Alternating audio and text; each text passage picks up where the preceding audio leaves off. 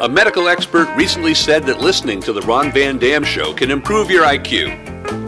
Okay, her area of expertise is toe fungus, and she said it in a bar, drunk, to Ron. But still, a medical expert said so. You and your toe fungus are listening to the Ron Van Dam Show on New England Broadcasting. Good morning, good afternoon, good evening, good night. It's the Ron Van Dam Show. Thank you very much. Hold on tight, things can get a bit weird, if you like that sort of thing.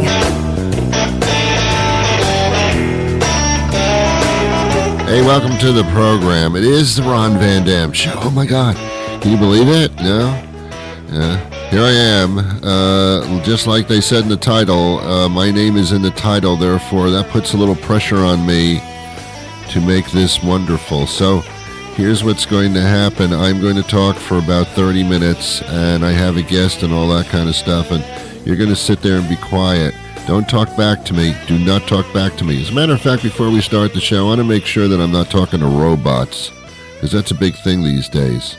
I'm going to show you 6 pictures. They're on your screen right now. And tell me which of those 6 pictures have a fire truck in it. No, there is no fire truck in any of the pictures. Oh my God, I'm talking to robots. I knew this day would come.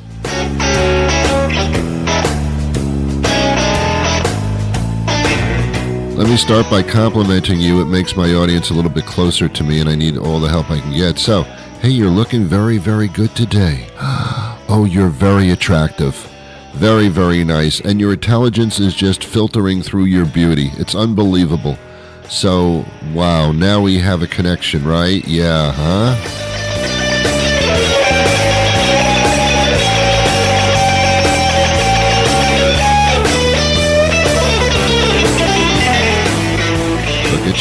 Look at you, huh? Very nice, very, very nice. Welcome to the show. Wow. This is a glorious moment for the both of us. Well, what day of the week is this? Quick, that's Thursday. It is No, you're wrong. It's Thursday. This day is like Tuesday was in the sense that it makes no difference, really. We got the middle of the week, the hump day, the Wednesday. We're beyond that, man. Yeah, we're well beyond that by a couple hours. This is Thursday. This is the beginning of the weekend, but not. You know what I mean? It's like, okay, now I can, you know, I feel sorry for you. I just do. I do, because if you live for the weekend, then you're missing the point of life itself. We don't live for a weekend so you can crack open a can of beer. You don't. All right. I'm sorry, a bottle of beer. Oh, my God, you're being so specific. We shouldn't live like that. Yeah, I can't wait for the weekend when I don't have to work. Oh, no, don't do that. Don't say that. You have to make every day a lot of fun. Even if you're in a job that you don't like Monday through Friday, is that how that works? I forgot. You've got to have something to look forward to during the week. Maybe when you get home, you have a real special meal planned for yourself, or maybe you want to watch a movie or something on television. Or you're going to go somewhere, you know, for a couple of hours, or you got to look forward to something other than just the weekend. That's just a boring life. Life is so interesting. I've talked about this before, but it is very interesting. It comes in 3 phases. It comes in childhood, where we are shaped for the rest of our lives, which is, it's odd, but it's true. Where anything can happen at any time. Sure, you go to school, and that's like an introduction to a work week because you have to go somewhere and get there on time. You have to stay there, whether you like it or not, and then you get to go home. That's a prerequisite for your working life a little bit later on. But so many things happen while you're in that school time frame. You meet people, you have experiences that you've never had before. You learn things, you get excited, you get depressed. There's so much is packed into a small number of years. It's amazing. Childhood is phenomenal. And even more phenomenal than childhood, and still wrapped into the childhood category, is the teenage thing, where you learn how to drive, and you can taste freedom on and at the tip of your tongue, and you can drive, and you sneak in a couple of little bits of alcohol there. You get your freedom. You can kind of do a little bit more than you want. You can stay up later. Oh my God, I can stay up later. And you have your first love, your first girlfriend, boyfriend, girlfriend, whatever you do. You find your passion, and you start loving things, and you just, it's so much wrapped into such a few number of years. And then we get into what we call the life phase of life, which is you get a job. And again, you have to show up at a certain time, and you can't leave until a certain time has expired. Maybe some people start their own businesses at a point, but it's still that dedication to earning money. That's the earn money part of life. The first part of life, you didn't have to earn shit because your parents took care of you. You didn't want for anything that you couldn't get anyway. You screamed for an allowance, but, still you had a place to live, and, you were taken care of. Okay, fine. But this phase of your life, you got to take care of yourself. You can ask for money, but no one's going to give it to you unless you work for it. So this is where you learn that this is a working lifestyle.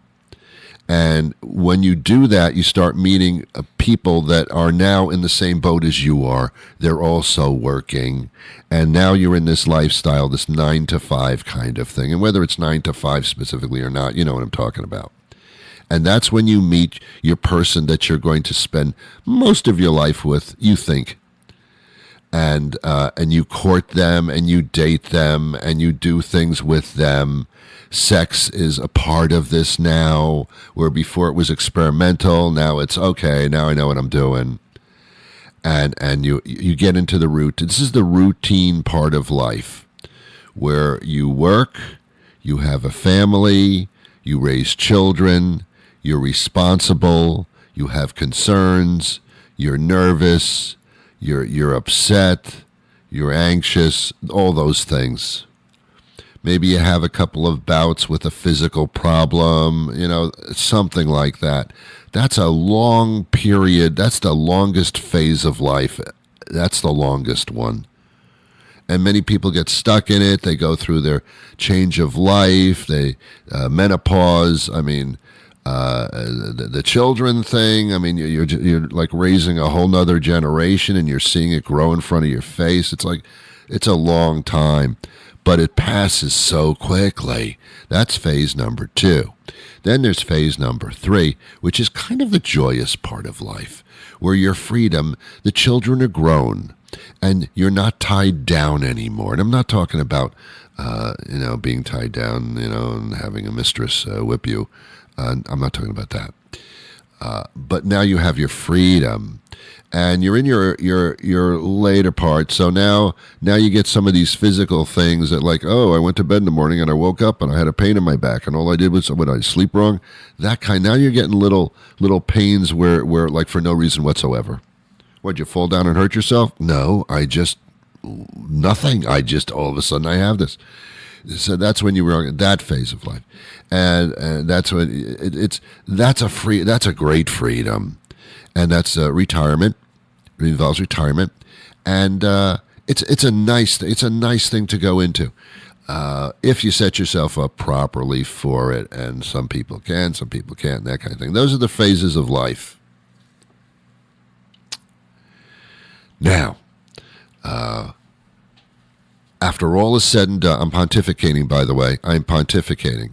When all is said and done, How happy were you? Ron, you're right. How happy were you? This journey of life. How happy were you? Was it fun? Did you have a good time? Did you do stuff?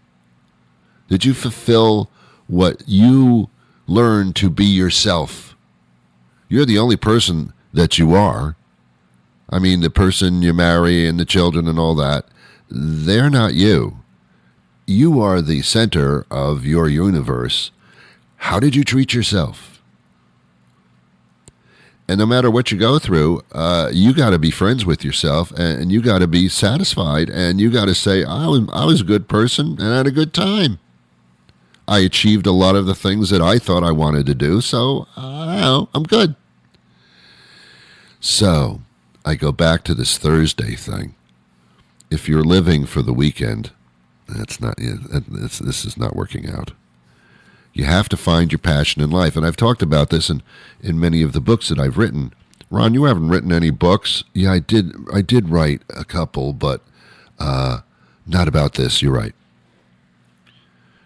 You got to find your passion. Something in life that that defines you, that you do, you do it well. You know you do it well. You do it. It just comes to you. It's just part of you. Like you play an instrument, or maybe you do like to write, or maybe you're an artist, or you love music, whatever the case may be. Something stimulates you to the point where this is what I do. This is what I'm good at. If you get religious about it, you could say this. I mean, I don't like to do that, but you could say, oh, this is my God-given talent. This is my God-given thing. That's what I'm talking about without being religious about it. But you've got to find that thing. And if you don't have anything like that, well, yeah, I love to drink beer. Oh, come on. No, you're not getting it. You're not getting it. You got to find the thing that you really are made of and pursue it. And maybe you can make a career out of it. It's not hard to do, because if your passion is that strong and you found your passion, it's not hard to do it and to follow it. Marketing is very, very big. Yeah. But only if that's the direction you want to go. Just for you to know that you do something really well and you like to do it and you do it frequently and you make sure that you always have time in your life to exercise this passion that you have that makes you very comfortable and makes you very, very tranquil and very happy and very satisfied. Find it. Everybody's got it, but you got to find it. And that's my pontification for today, as I become quite Pope-like in many regards. I have an interesting guest coming up a little bit later on in the program, which is kind of like now. But before we do that, have you thought about, perhaps having a party? Well, you got to do it right. Do you throw boring parties? Do your guests stand about with tepid drinks in their hands, vapidly striving for anything interesting to say to anyone? Do they glance at their watches around 9 p.m. and say, oh, look at the time? Your parties need something, and you know it.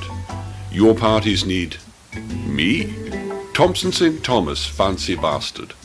For a gentlemanly, prearranged fee, I will arrive fashionably late to your party, bringing with me that dash of irresistible British charm and a soupçon of the joie de vivre of the French. Soon I'll have your guests regaled with stories of my vacation villa in Saint-Tropez, my zany youthful adventures in boys' school, and that one time I met the prince. Quite a story. For an extra fee, I could be the cheeky one, telling blue jokes and winking roguishly at all the girls. Got a piano? I've got a repertoire, because what English gent can't just sit down at the Ivories and knock out everything from a raucous pub tune to a bit of Gershwin? I know I can, because I'm Thompson St. Thomas, fancy bastard, and I'll see you at your next party. What time shall I arrive?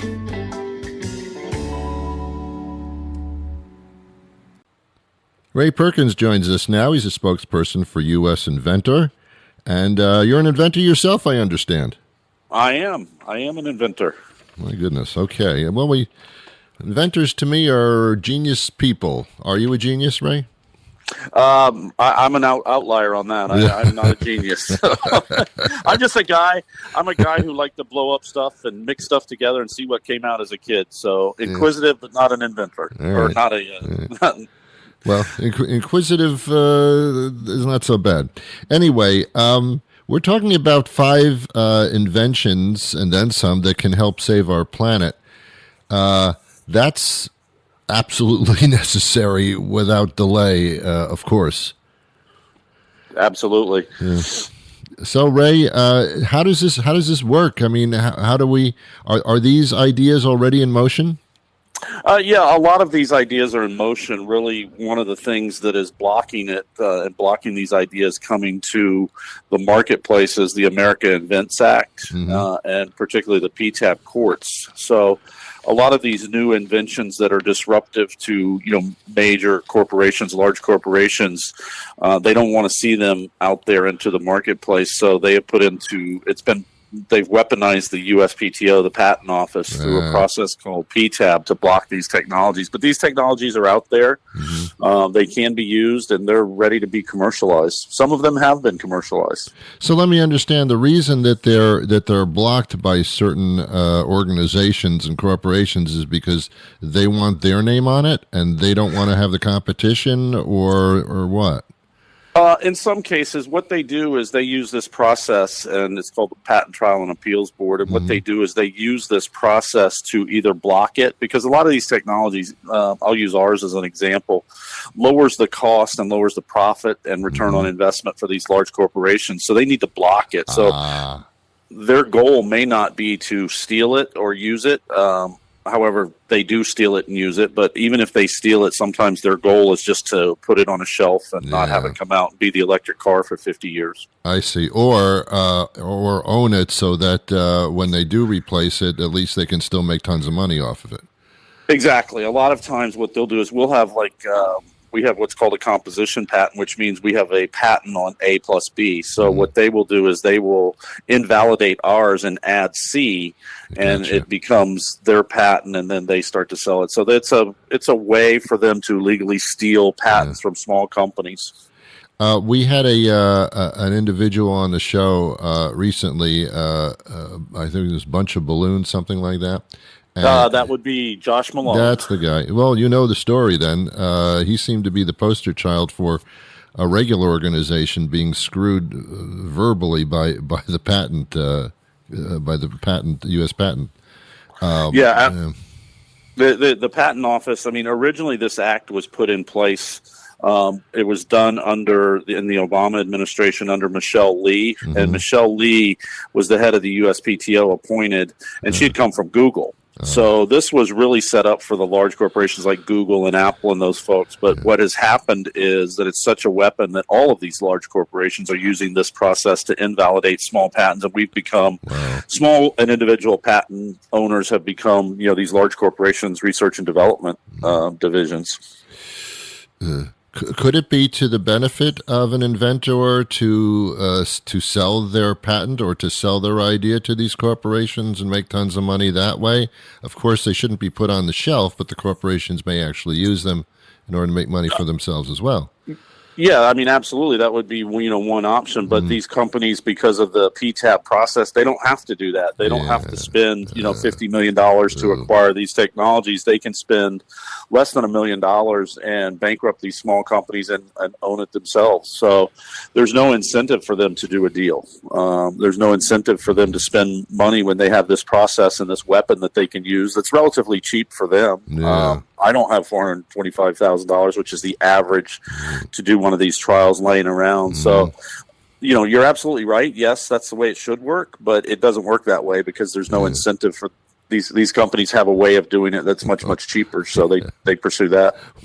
One would think the incentive should be to save the planet, but I don't think we're even talking about that when it comes to this process. No, and that's a big difference. You hit on something there on the outside of something that's very, very important concept. These small individual inventors are driven to solve problems. That's what they do, and they're not, not really hampered by corporate protocols and compliance departments and things like that. Where corporate inventors are typically R&D inventors or corporate inventors, they are there to find a way to sell their company's product. They're not really solving the problem. They want to sell their company's products. So that's a big distinction. And, the small inventors are the ones who disrupt markets and save costs and come up with new things that save lives. Yeah. So this whole facade about helping and growing small businesses doesn't really fall into place with this situation at all. No, not at all. And you may have heard the term patent trolls, which is that's a branded term where, the patent trolls are people who don't practice their art, but, they gather up these patents and they use them in the courts to, force license deals and things like that. Well, that term has been branded to include people, small inventors, and they've used that as a weapon also. When the real patent troll is the large corporation who is using this process to hurt America, and to hurt our environment. And, it's all about return on investment for them. So the real patent trolls are the large corporations out there who are using this process. Well, let's talk about 5 of the ideas on how the earth can indeed be saved and show an example of just how innovative these ideas are and how they should be supported. Yeah, absolutely. Love to. Let's start from the top there. I believe meatless meat is one of them, which we're somewhat familiar with. Yeah, meatless meat is something that, it's protein is our diet is changing, and around the world we're consuming more protein. So meatless meat is a way of, having plant proteins, high proteins into really feels like meat, has the texture of meat, and is derived from plant. It lowers the carbon footprint tremendously on this planet. So it's a big technology. And, the key has been to have it, taste like meat and have the texture of meat. And that's what they've been able to do. We're all familiar with fertilizer, how caustic that can be both to humans and animals, feeding off the ground as well and getting into our water systems and into our ground. Toxic is hell, but we turn the other way because it's a big business. But there are ways around that too, I understand. Yeah, absolutely. That is one of the things that I actually was a part of the 2 or 3 people that invented these concepts. So what this is it keeps the mostly nitrogen, but phosphate also, in a form that the plant can take up rather than it going into the waterways or releasing into the environment as ozone, into the ozone.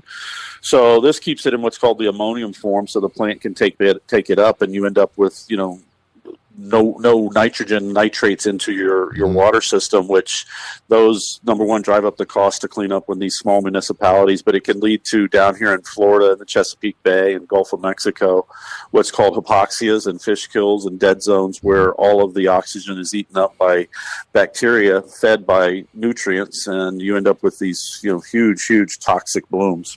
So that one's near and dear to my heart, and something that we did, and can't these blooms and things like this can be prevented. And if you're paying municipal water fees to clean up nitrates, then this is affecting you also. Well, and then transparent solar panels, that makes so much sense. Yeah, it's a new technology that, this is game-changing technology. This means, no longer you have to have these fields of transformers. I mean, you could actually have, windows or your cell phone, or, capturing this, solar energy in a transparent form where it's, a usable screen or a usable window or a usable, sun lamp or something like that you can capture this energy. So, it's a very big deal, and really close to being commercialized. Hemp is being looked at in different ways than when I was in the 70s and 60s. Hemp advancements are used for all kinds of things. Yeah, and the one thing I believe you're talking about is hempcrete, and what hempcrete is hemp has a very, very high tensile strength, so it gives these concrete fibers in this lime, additional strength. So what you end up with hempcrete is a harder, more durable concrete, and it's a filler. It doesn't replace concrete; it's used with concrete, but it's much cheaper. It's replaceable. Again, something that lowers the carbon footprint as opposed to something that is derived from petrochemicals. Yeah. And the last one that I have on the list here is plastic highways. By title, it sounds like, ooh, that doesn't sound good, but I guess it solves some problems. Well, this is not manufactured plastic from polyolefin or polyethylene or anything like that. This is actually taking recycled plastics. It was invented in India by an Indian gentleman. But what this is taking recycled plastics and actually making roadways with it. And they're more durable. They last longer. And actually they have, comparable, tensile strength and things like that. So it's a way of gathering all of this plastic waste and making it functional.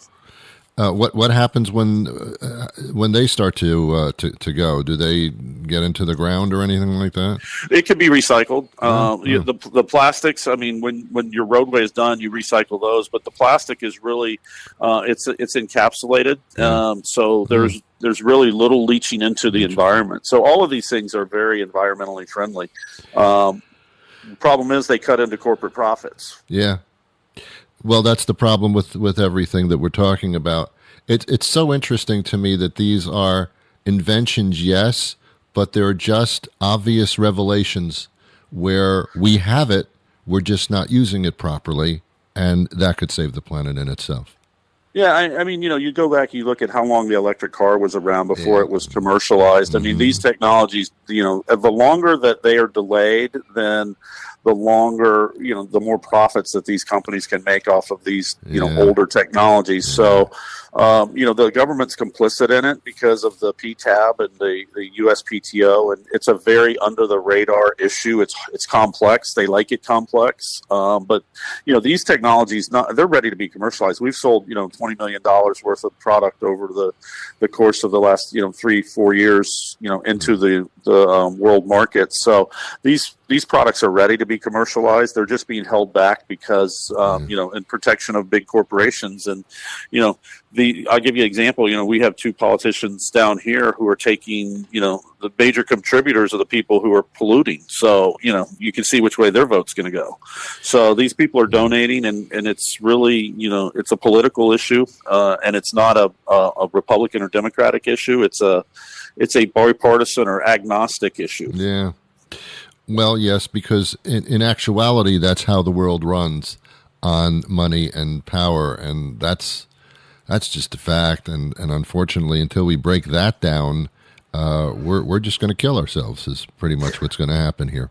I've always said if I was an alien coming from another planet and I looked at this one, I'd say, "The hell's wrong with these people?" Yeah, and. The worst part is, what kind of cures or things out there? I mean, everybody's affected by this. So what kind of cures are out there that are not being invented because you've disincentivized inventors, or being, fought by, big pharma or big tech or somebody? So, is the cure for Alzheimer's out there, or the cure for something else out there that's being held back? Probably. A lot of game-changing inventions that changed our world came from small inventors. They didn't come from corporate inventors. Yeah. Well, it's not that we're able to solve these problems. It's that we're not allowed to in the proper manner. And that's the problem. How do we make ourselves vocal about this? Well, we are on the 16th of September having 6 rallies across the U.S. to protest the America Invents Act. It's the 10-year anniversary of the America Invents Act, probably one of the worst pieces of legislation to come around, certainly for inventors, but has to be in top 10 in history. So, I would encourage you to go to usinventor.org, see if there's a rally, near you. We're having one in Burlington, Vermont. That I will be at. So, I would encourage you to go to US Inventor, read all these stories, read all these inventor stories. They're really interesting stories. Look at them, watch the videos, and, sign our inventor resolution. try and change this process. So go to usinventor.org, play around on the website, and certainly look at the inventor resolution. We want some simple changes that make it a level playing field, so these inventions can get out there into the marketplace. There you go. He's Ray Perkins, founder of Equal World, and also talking about the U.S. Inventor and how that organization is trying to let us save ourselves. Ray, it's been a pleasure speaking to you today. Well, that'll do it for me today. Thank you to you, and thank you to my guest. I'll be back again tomorrow. With a brand new program. But until that time arrives, I wish you peace.